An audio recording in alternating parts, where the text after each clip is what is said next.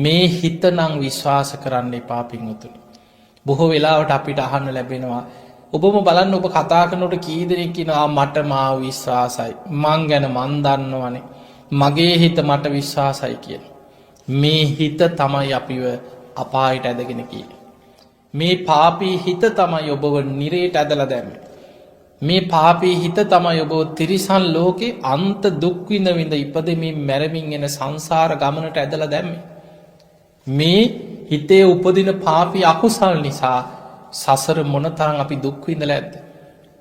ඒ නිසා මට මගේ හිත විශ්වාසයි කියලා කෙලෙස් සහිත හිත ඔබ විශ්වාස කරගෙන මේ ගමන යන්න එපා.